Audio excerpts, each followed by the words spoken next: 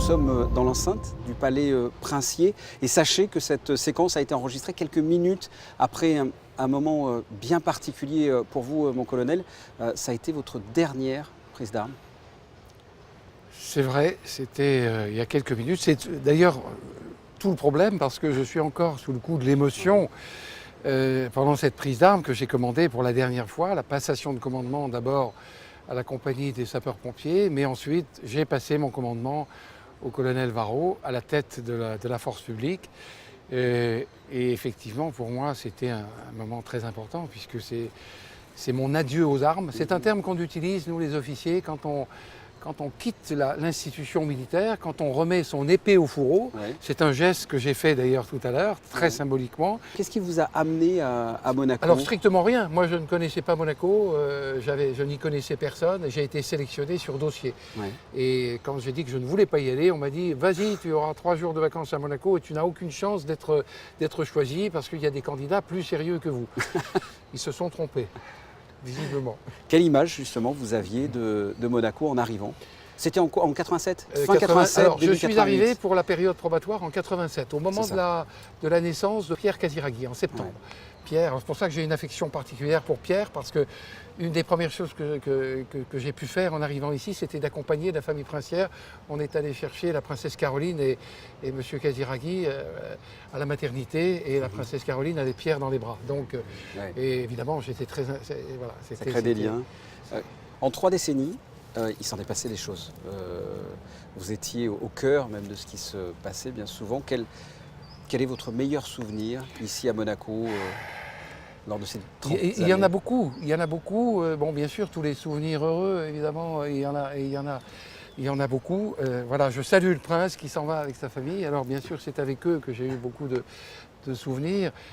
Les souvenirs familiaux, parce que c'est vrai que la famille princière m'a fait l'honneur bien souvent de me faire participer à des événements familiaux. Alors bien sûr, j'ai donné un coup de main, j'ai aidé à l'organisation, à la conduite, mais j'avais la certitude de faire partie des invités et même de faire partie de la famille à certains moments. C'est pas présomptueux que de le dire parce que c'était vraiment très touchant. Hein. Alors c'est ça mes meilleurs souvenirs. Et c'est vrai que j'ai eu un grand moment d'émotion il n'y a pas très longtemps quand elle était malheureusement pas là aujourd'hui, Alexandra de Hanovre, la fille de la princesse Caroline, un jour m'a fait savoir que quand elle a eu un baptême dans la foi catholique relativement tard, hein, quand elle était déjà adulte, et elle m'a choisi comme son parrain.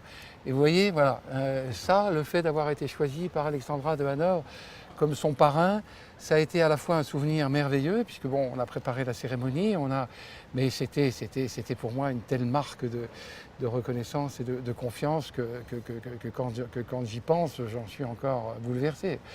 Et tous les autres bons moments, ce sont ceux de la famille princière, le mariage princier, la naissance des enfants. Voilà, un moment extraordinaire, au moment où j'ai tiré le dernier coup de canon qui annonçait la naissance de Jacques et de Gabriella. On était ensemble. Voilà, et vous y étiez, donc c'était assez impressionnant. On avait, il y a des très belles photos d'ailleurs, j'en ai une dans mon bureau parce que c'est assez symbolique. Mais voilà, le dernier coup de canon de l'annonce de la naissance, et puis après, le baptême, beaucoup d'autres choses. Votre pire souvenir, peut-être? Est-ce que c'est le décès, peut-être? Alors, bien sûr, c'est difficile de dire pire, mais c'est vrai que je me souviens avec beaucoup de chagrin de la disparition du prince Régnier, parce que on pouvait s'y attendre, malheureusement. Moi, j'étais à ses côtés, donc je savais que ça allait arriver fatalement.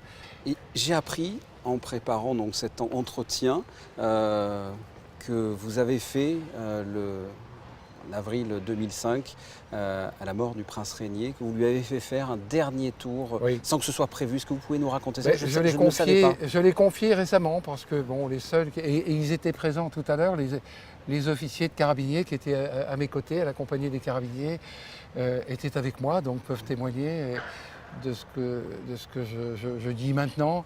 C'est juste pour parce que c'est un souvenir marquant. Alors ça, c'est pas un mauvais souvenir, parce que je suis content de l'avoir fait. Est-ce que vous pouvez nous le raconter Ben pour oui, les tout simplement, téléspectateurs? parce que bon, j'avais été chargé par le prince Albert et par sa famille de ramener le corps du prince régnier au palais, où il a été par la suite présenté dans la chapelle palatine, et il remontait au palais.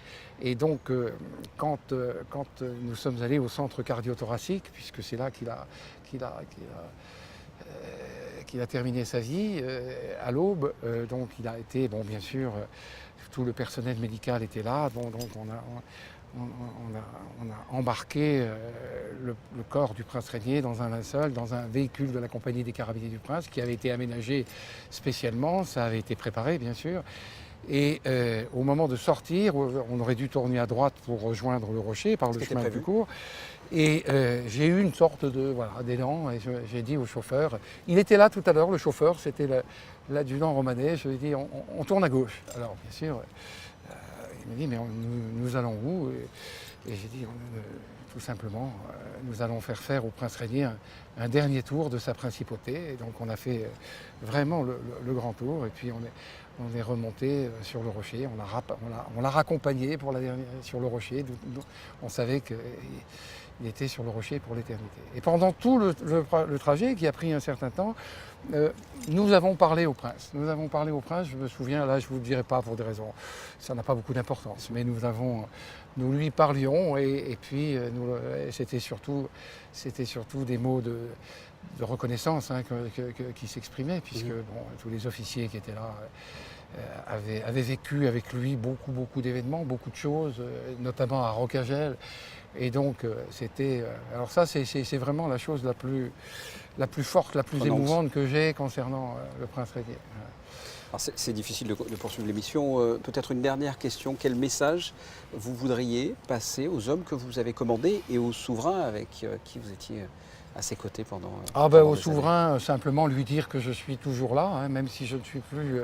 j'ai remis mon épée au fourreau tout à l'heure, il le sait, mais même sans épée, je peux continuer à être un de ses serviteurs dans le domaine qu'il choisira. Et puis à mes carabiniers, je leur dirai que ça vaut le coup quand même, chaque jour,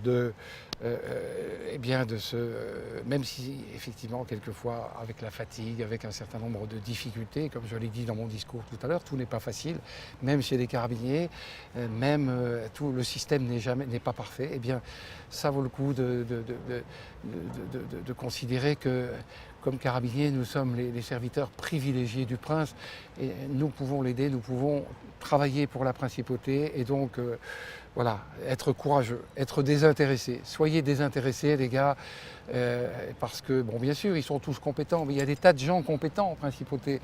Par définition, presque tout le monde est compétent. Mais la différence ne se fait pas au niveau de la compétence, elle se fait au niveau de la cohérence morale, au niveau du désintéressement, du courage. Voilà. Et de l'amour. Et de l'amour. On en a parlé pendant cet entretien. Merci infiniment d'avoir répondu à mes questions. Avec plaisir. Et on passe tout simplement à la météo.